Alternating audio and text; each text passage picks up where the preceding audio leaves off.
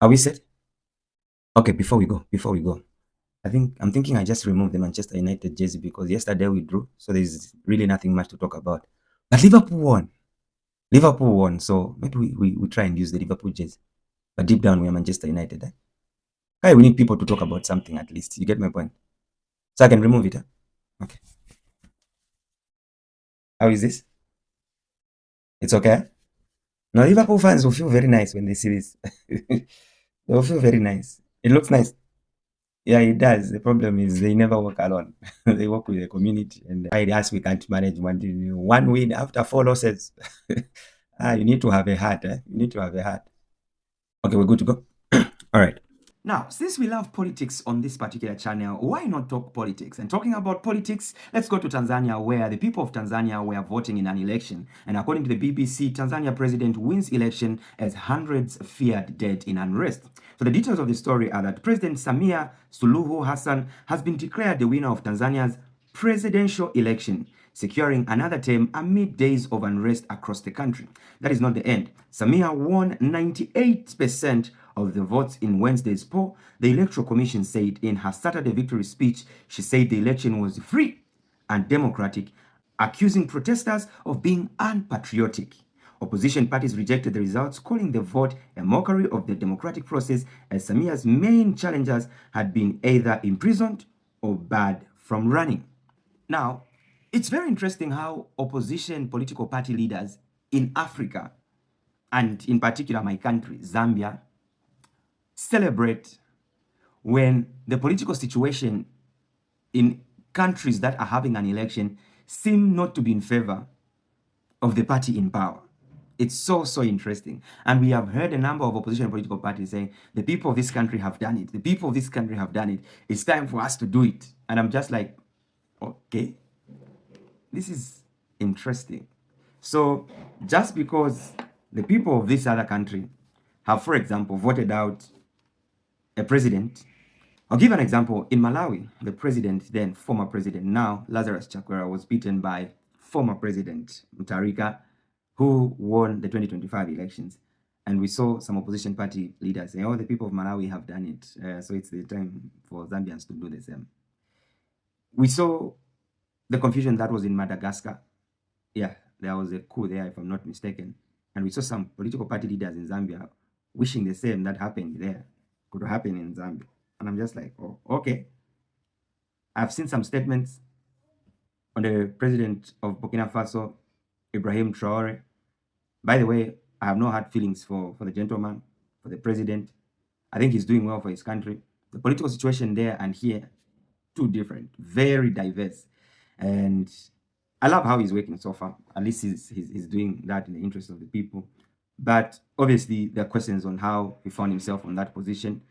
And I still hear some people saying, oh, Burkina Faso did it. And so maybe Zambia should do it. I'm just like, oh, okay, this is interesting. Now, when you observe the political party leaders that will say stuff about countries where maybe the ruling party has been removed from power or has been voted out, the opposition will have everything to say. No, let's do what these others have done. But in countries where the ruling party has been maintained, there is little or nothing to say. For example, Ivory Coast retained their president, who is, if I'm not mistaken, 82, 85. He remains president of Ivory Coast. In Cameroon, over 90 years. The president has been in power since 1980. He's still there, little or nothing to say. In Tanzania, the female president, Hassan Samia Suluhu or Suhulu, whatever it is, has been maintained. And for some reason, some opposition political parties in other countries, like my country, have a problem with the fact that she has retained power. According to the report, she won by over 98%. And we think she deserves to be out of that position. Yet the majority of people in Tanzania have spoken through the vote. Now, whether you like it or not, democracy is very funny. It doesn't matter how you feel. It doesn't matter what you think.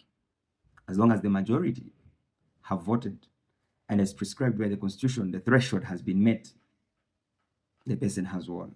And there's nothing that you can do about it. If you go flat out in the streets to cause anarchy and confusion, definitely the police, the security forces will not just sit idle. They will have to ensure that security and peace prevails. And that's what we have seen. Now, in a situation where there's civil unrest, there's anarchy, there's some confusion, people are protesting, of course you expect the police to react. So in one or another, unfortunately, lives will be lost because everyone at that point is using force. The protesters are using stones, they're using whatever is available on their side to cause confusion. The police or the army will also do what they can to ensure that peace prevails. And in such a situation, unfortunately, lives are sacrificed. Now, to see that some presidential aspirants in countries like mine are hoping and wishing the unrest that is in Tanzania could happen in Zambia, I'm just thinking, sir, you could be president of Zambia someday. And the people may react the same way. Would you be happy if there's such unrest in your country at a time when you are president of this country? Would you celebrate that, oh, finally the people of Zambia have reacted? They're not happy with me. Is this something that you would hope for? I mean, at a time when there's some confusion in a particular country, what we should hope for is that peace prevails. That's what we should hope for. But if there's unrest, and you as a presidential aspirant in another country is celebrating, then we have a problem there. What would be the situation if you are president and the people react like that during your tenure?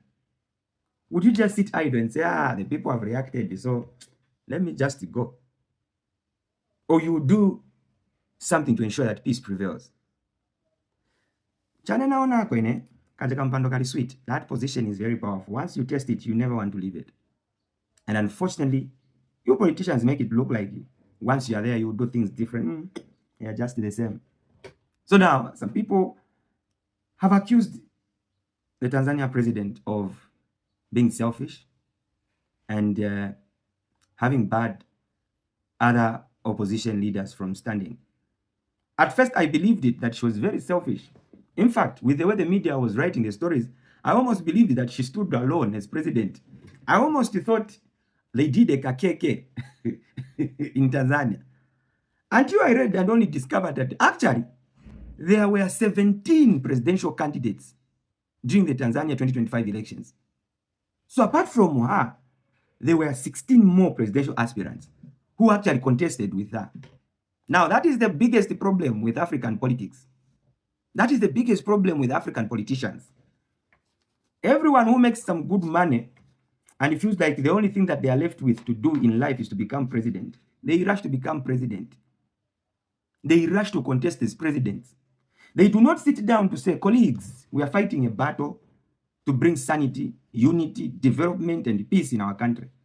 We are too many. We are too many. Let's find a way of just having one person whom we can support, and then we all push ourselves. Everyone feels they have enough to be president. In a situation like that, it is very hard. It is very hard here to win an election or to win against the ruling party. If these 16 candidates had just said, colleagues, okay, maybe 2 of our opposition leaders have been arrested. Let's sit down and see how we can help ourselves. Let's come together. Maybe, just maybe, if the opposition had one voice, maybe Samia could have had a good run. But the problem is, all these 16 felt they had what it takes to be president. Now, in this case, no matter how you accuse the incumbent president, there's nothing here. There's little or nothing that you can do. Because clearly it shows here that the 16 of you were too selfish and you just divided the votes amongst yourselves. Meanwhile, those that were supporting the ruling party were intact. We can't run away from the fact that Samia has done very well. In fact, very, very well than some presidential candidates or some presidents in Africa. She has done very well, at least from what we have read or heard. We have not been to Tanzania, but from what we have heard or read, I think she has done well. So, if you wanted to fight her, then you needed maybe just 1 or 2 opposition political parties. But 16, too many. Too many we are, so too many. Now, bringing it back home, Zambia. I know most opposition political parties would love to see this happen.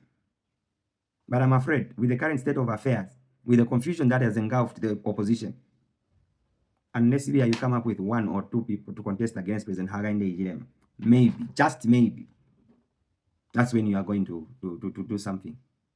But as long as all of you want to see your faces on the ballot paper, we wish you all the best.